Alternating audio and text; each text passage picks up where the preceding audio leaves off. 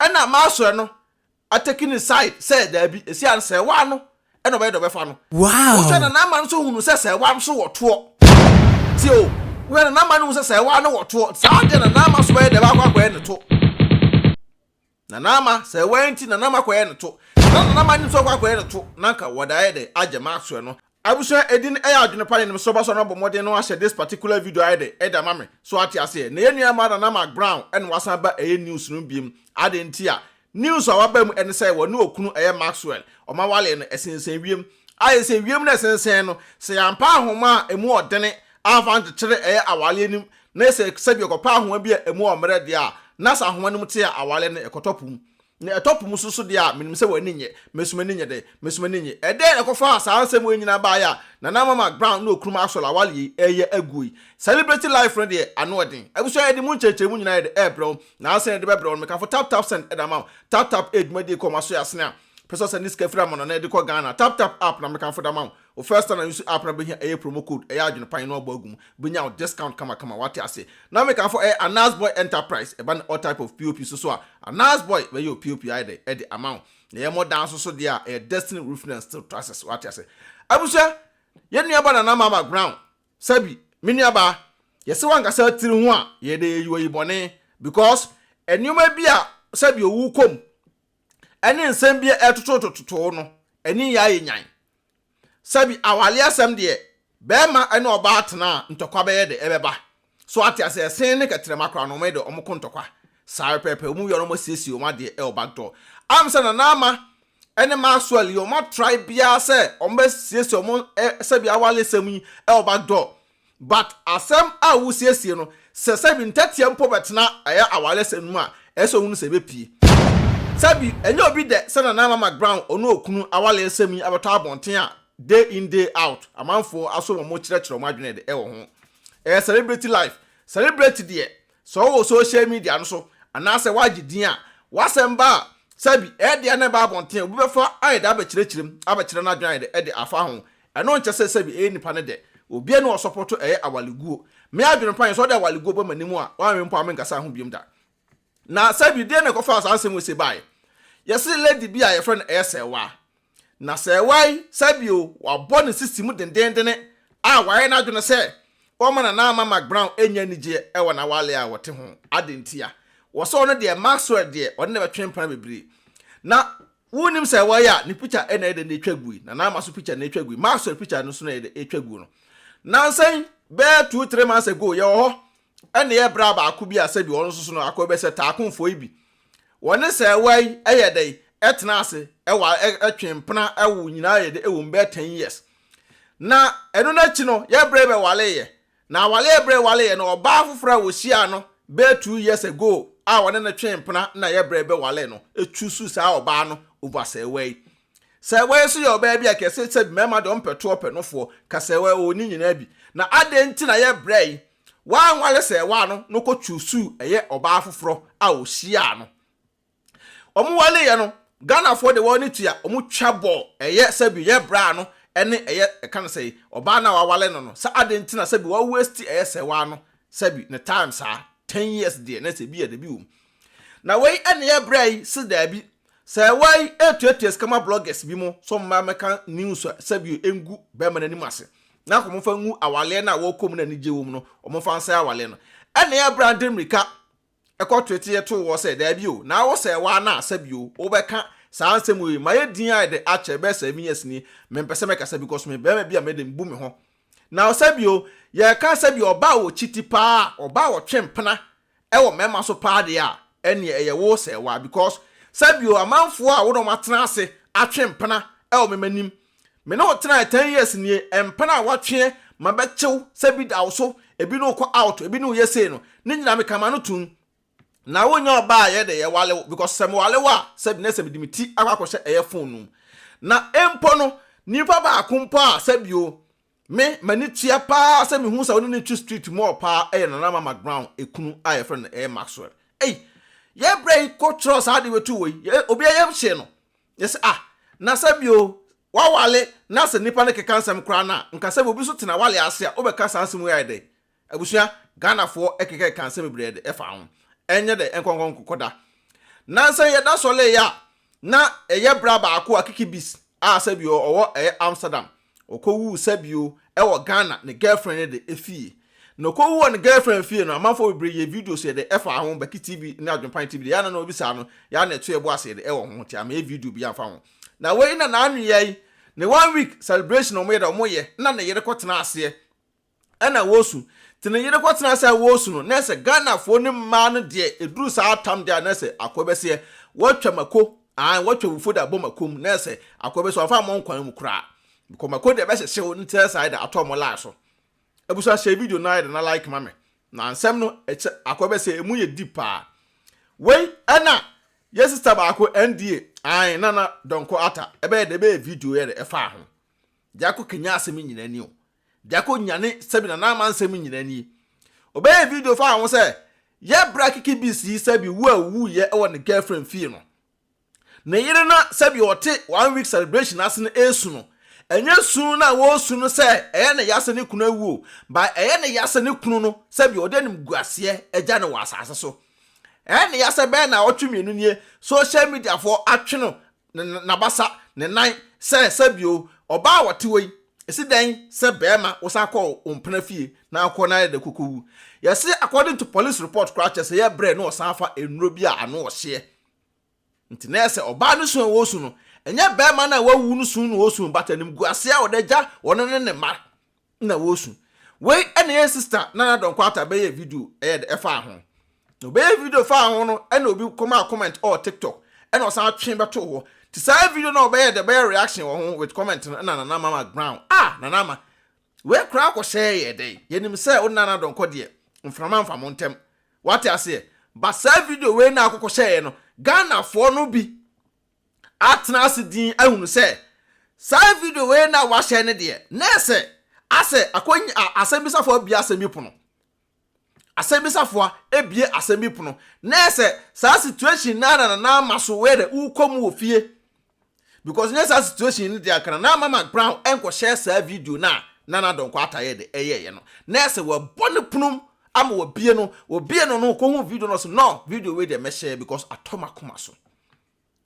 ye no kasa se sia no sa de na ma share na Ghana for the one tua na akobese investigation for afifi mu hu se da bi na ma kwad se sia ye ne ye kasa se sia me video sia se na ma sia na efie kese a obekọ a TV kese bo ho pu ewo inside the hall ho bibia na face porn bibia wo ho no na ma atu afrifie ho because of say wo penasundwie adentia Maxwell ene say wai se de Maxwell so for say one ensie biem nti Maxwell ne say one de bebe ko bia say wadi na chi na say Maxwell so ne bo a shepa o obi a sabio divorce ayikwan mo sensan ye no ana esi asay one na esi no no nsema esi kire say one na esi asay Maxwell no asay wa pagya na high asena na ama no kra ti se na busia yesena na ama Brown se se do hiampa ebo pa na ama hiampa ebo ubehu nanim yese de but deep in na ama no odi areho kese pa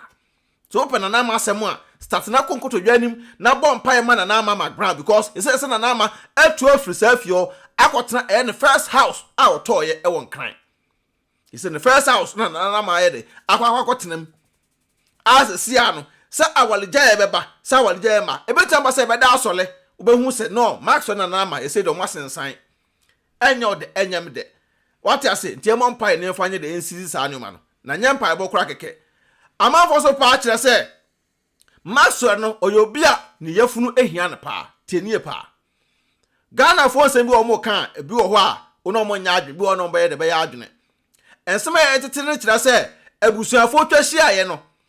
ensemu a Maxwell ne to abusuafo anim pa kire se na mama Brown no o chiti ewo no so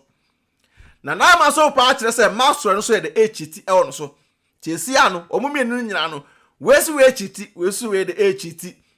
ensema Maxwell no sa de to so akire se enya ade ode sabi se wa no ebesie biem adentia o se wa no yo ba bi a otimba ne nchen ebe no aduane ema ne di but na ma anytime ema no na ma edna dwuma abọ no asafo hema ene osole amekwa ha etino osole amekwa ha entanam sa ne mani ntino na ma mpo ni time ema no se wokunu no na na ma ko dra bonten a na na ma no se ma wo kan pa kire se Maxwell no wonya adwuma bia aso no na ma no ana so hwe eye Maxwell no eba ne sa aso a be ma no odi yaw de ewo no mu because adenta oba so ne metena ka miniska mpo a na kwa abonten ekokaka sa ansem no emebeto dwa sabio egumi husumi hu fi because be ma na wale ba enye oba na wale be ma enti sa ne ma we say no we adidi Maxwell no mu ache so many years ana Maxwell no ataking side say there be esi an say wa no e no be do be fa no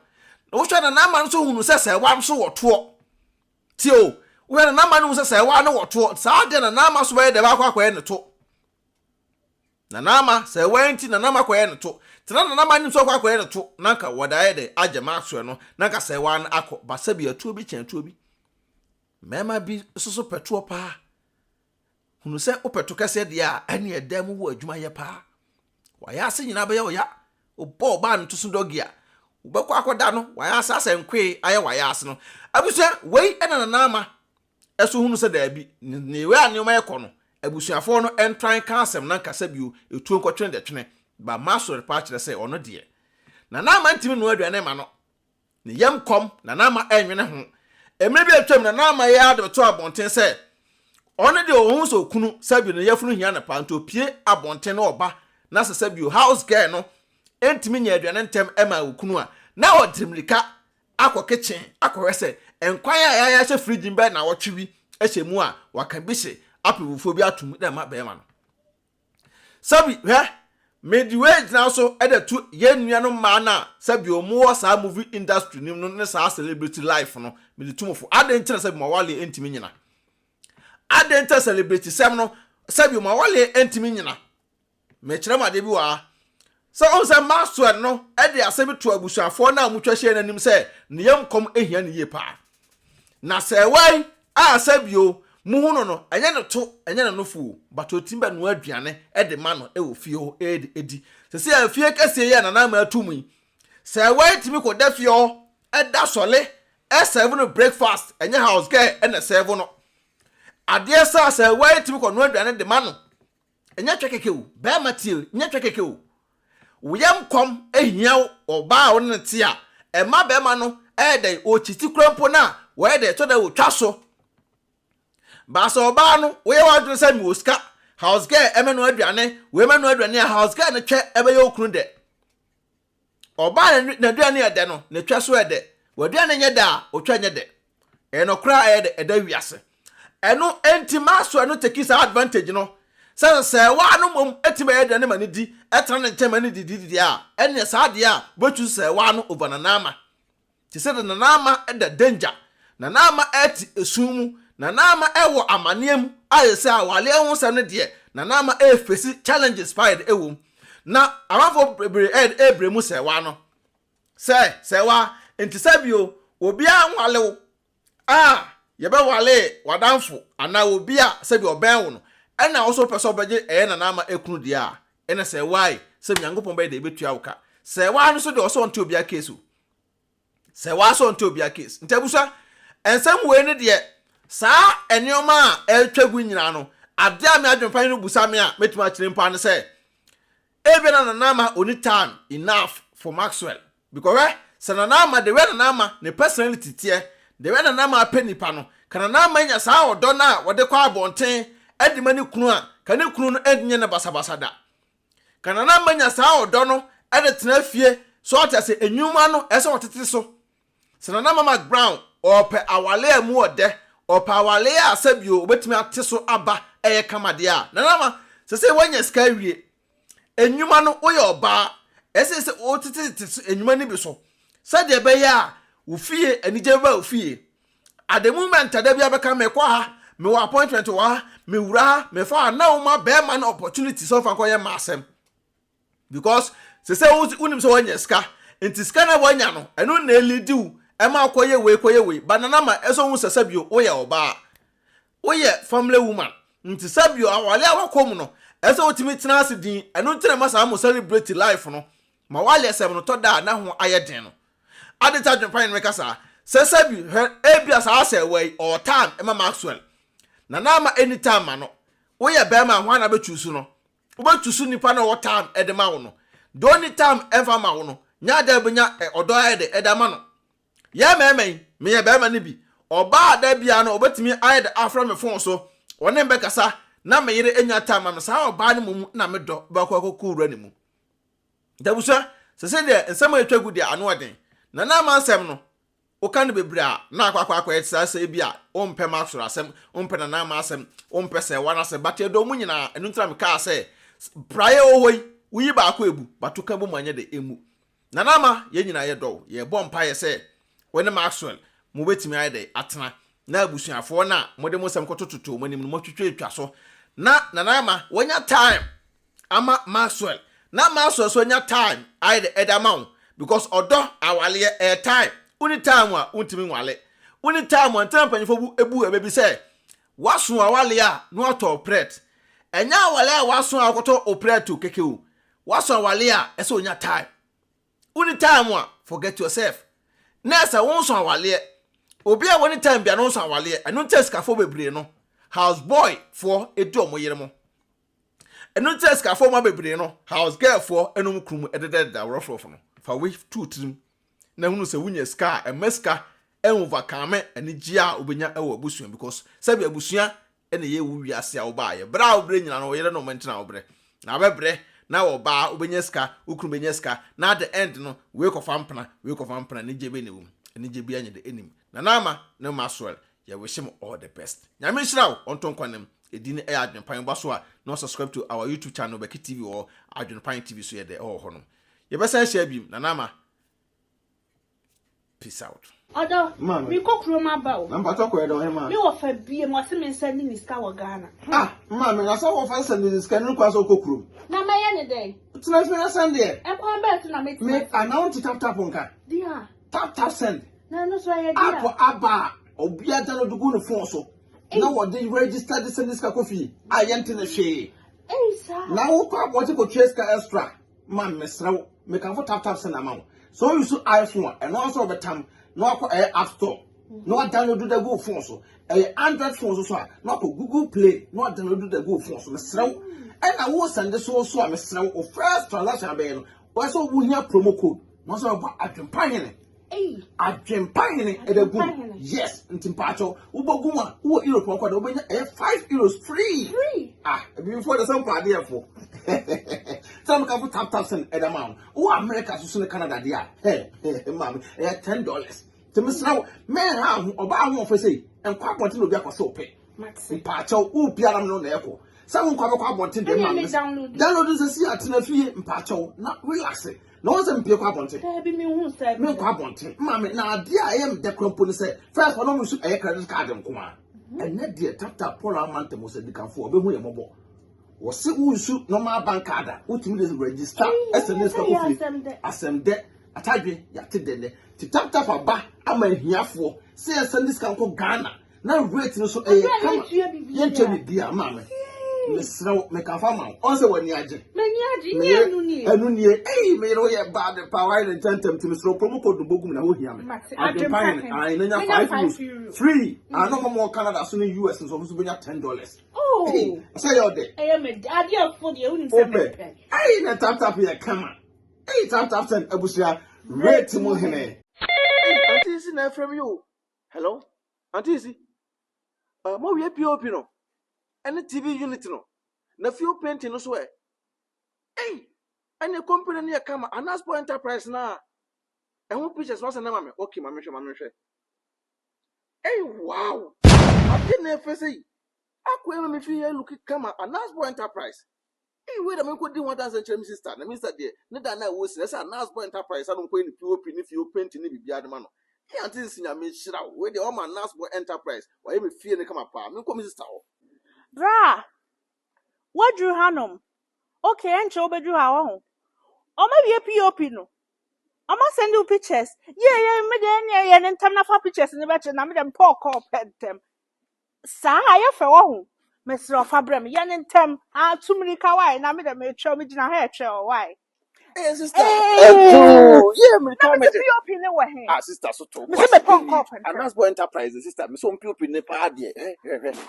Sister, T, wo the POP no hwe na e twa gu. POP ni. En no my na TV set no so. TV set no so. Na kitchen no so. Kitchen no so. Na ye. Sister. Na ma ye fie wonum bibia. And that's boy enterprise. Usi fie na person me POP ma wa. And that's boy enterprise we POP amount. Almost san aye TV unit e ka ho. Almost san to your house nyina. And that's boy be san your kitchen amount. And that's boy assign I do windows assign sheshe wo danim nyina.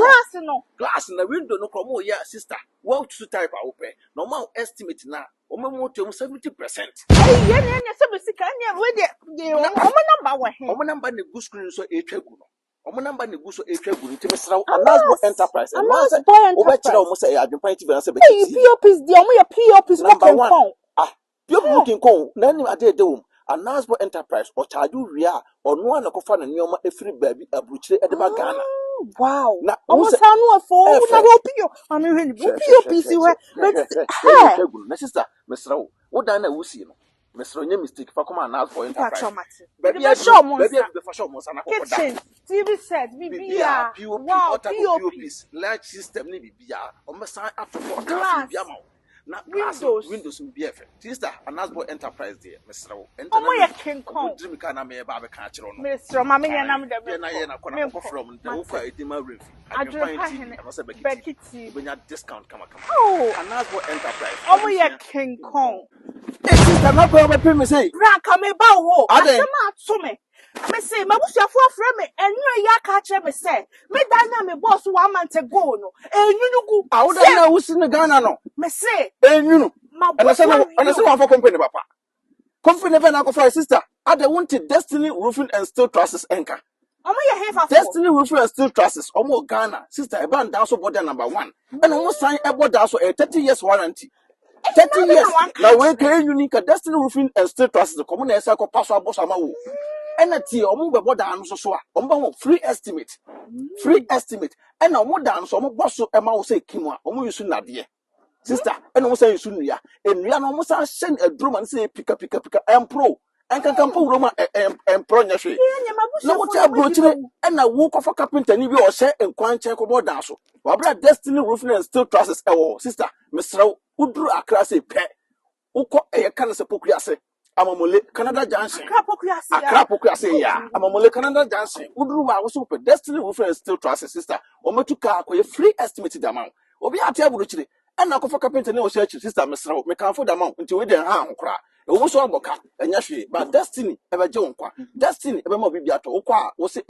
o pese o bu estimator o ho beto. Nti din e AdwenepaheneTv na se BeckyTv. O bo se din we kire o sister o meto mo ase ahwe kama. Na obi a o table kire aboka si dan.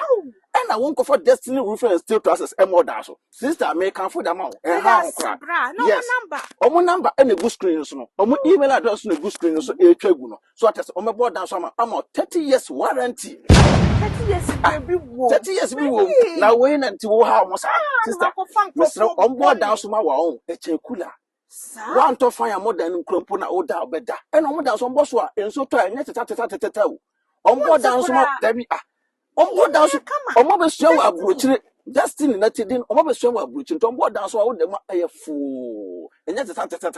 to makanfo da ma nti we dem srew obetumi omo ankasa akonect straight abusuafo bi anim 41 na bi anim sa pepe nti mekanfo ayede edama so we pa de for omo number no so na ese etwagu no email address na ese etwagu no nti sister abusua Destiny Roofing Sheet and Trusses omo ba magana fo Adwenepahene otwa supre kwabrafo wa ye kwa bibrim han bafo otwa burumu odi putupuriye buraburu ma mansan wo fufuo